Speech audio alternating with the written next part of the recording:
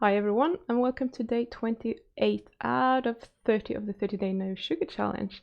If you're following this series, please do me a favor, subscribe to the channel. You can do that down there and give it a thumbs up as well. I would really much appreciate that, and share it with everyone who needs to quit sugar that you know anyway. Or share it with everyone. I'm fine with that. So yesterday I was talking about what our life could look like if you or we quit sugar for good. And today I want to talk about the opposite, what our lives will most likely look like if we don't quit sugar.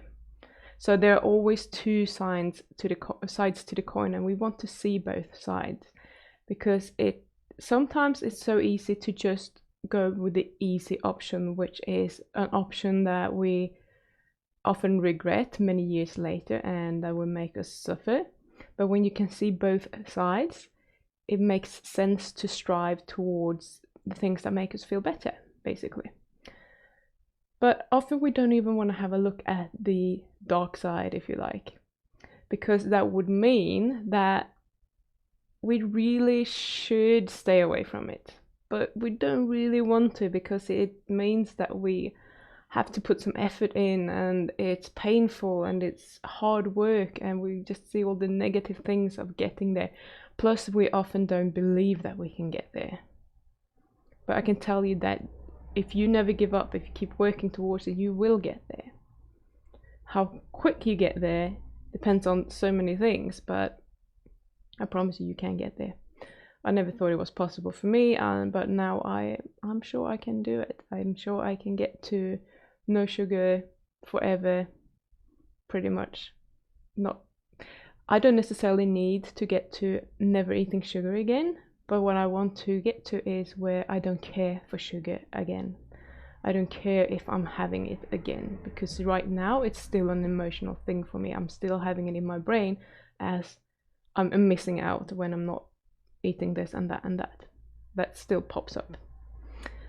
So just like yesterday, ask yourself the question, what would happen if I don't quit sugar? So my answer would be that absolutely nothing would change. If I kept eating sugar, my life would continue to be the way it is right now. If I'm eating a lot of sugar, what does that mean? Well, if I'm looking at quitting sugar, I probably don't like where I'm being right now. So it would make sense for me to quit and not keep eating it. Yeah, I think we can all agree on that. I would suffer from multiple and frequent headaches or migraines, probably. I would constantly feel as if I could achieve more. I have gone through a large part of my life being frustrated and not understanding why I can't get to where I want to be completely. It's felt like I can only go to 80%, but I know that there is more. And I have noticed that cutting out sugar will actually let me access that other 20% much more easily. I would keep thinking about how I want to stop eating sugar, but I don't have the energy to put into that process. And that is draining in itself. That is robbing me of so much energy. And I don't really want to do that. That's such a waste of my brain power to think about that I want to quit sugar, but I'm not able to do it, and have that discussion with myself ongoingly. It's really not worth it. I would also feel like a fraud if I kept running this channel and trying to teach you guys how to quit sugar when I'm not able to do it myself. That would be, in my opinion, would be silly.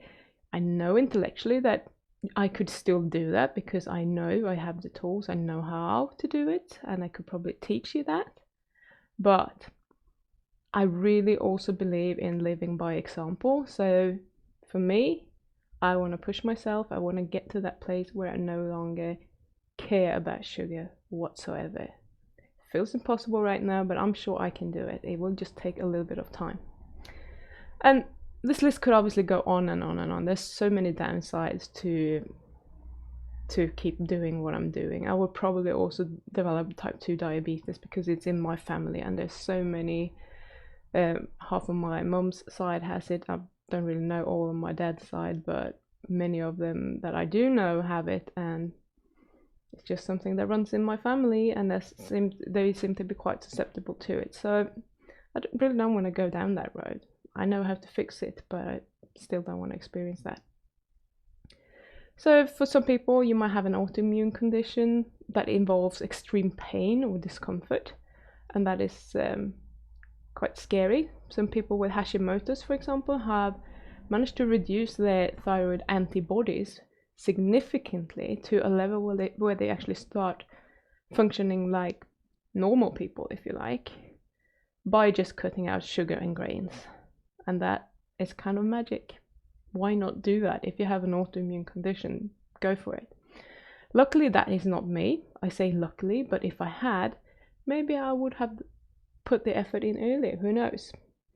So it's certainly worth considering if you have an illness, or if you, like me, some people might look at my list and think, oh, that's not too bad. I can live with some migraines and brain fog and things. But to me, it's a big deal because I want to live the best life that I can, and I want to feel pretty good doing it, as good as I possibly can.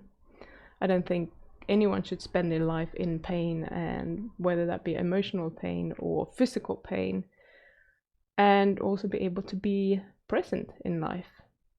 Because you just when I'm eating sugar, I'm walking around in a cloud pretty much, and I'm kind of subdued a bit because my brain is not really functioning the way that it should.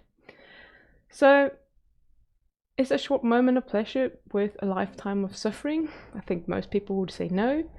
Intellectually we know that, but then we keep eating anyway. So what will happen if you don't quit? Please let me know, leave a comment, tell me all about it, or go to the Facebook group if you are seriously taking part in this challenge. And post your comments, let me know, and I will see you again tomorrow. Bye.